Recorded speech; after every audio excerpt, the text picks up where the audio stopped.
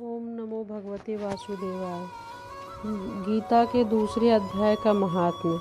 श्री नारायण जी बोले, हे लक्ष्मी, दक्षिण देश में एक पूर्ण नाम का एक नगर था। वहाँ एक देव सुशर्मा नाम का धनवान रहता था। वह साधु सेवा करता था। जब संत सेवा करते हुए दिन बीत गए तब एक बाल नामक ब्रह्मचारी आया। उसकी सेवा बहुत करी, विनती करी, हे संत जी, मुझ पर कृपा कर श्री नारायण के पाने का ज्ञानोपदेश बताओ, जिससे मेरे जीवन का कल्याण और मुक्ति हो सके। तब ब्रह्मचारी ने कहा, मैं तुझे गीता के दूसरे अध्याय का पाठ सुनाता हूँ। उसके सुनने से तेरा कल्याण होगा। तू श्रवण कर। एक अयाली वन में बकरियां चराता था। वहाँ मैं भजन करता था। एक दिन रात को अयाली बकरियों को लेकर घर को चला। मार्ग में एक सिंह बैठा था।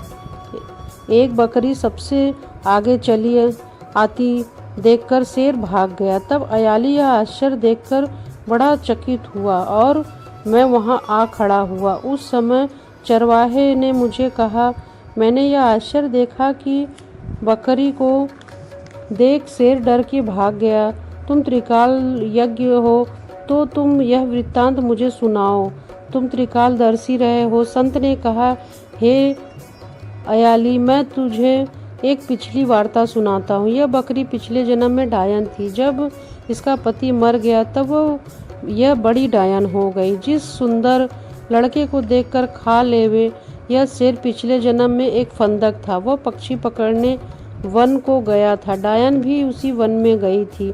वहाँ डायन ने उस शिकारी को खा लिया। अब वही फंदक शेर हुआ। अब डायन बकरी हुई। शेर को पिछले जन्म की खबर है, इसलिए बकरी को देखकर वह शेर ने जाना कि यह अब मुझे खाने के लिए आई है। तब अयाली ने कहा, मैं पिछले जन्म में कौन था? तब संत ने कहा, तू पिछले जन्म में चांडाल था।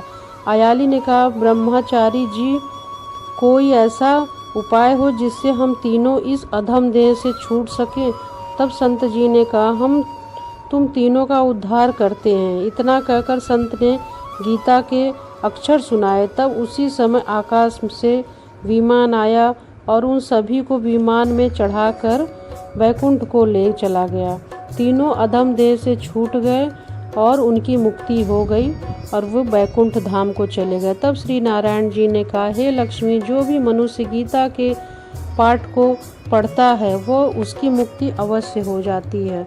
तो गीता के द्वितीय पाठ से कितना भी अधम अपराध हुआ हो, उससे सुनने से देह की मुक्ति हो जाती है, मनुष्य वैकुंठ को चला जाता है।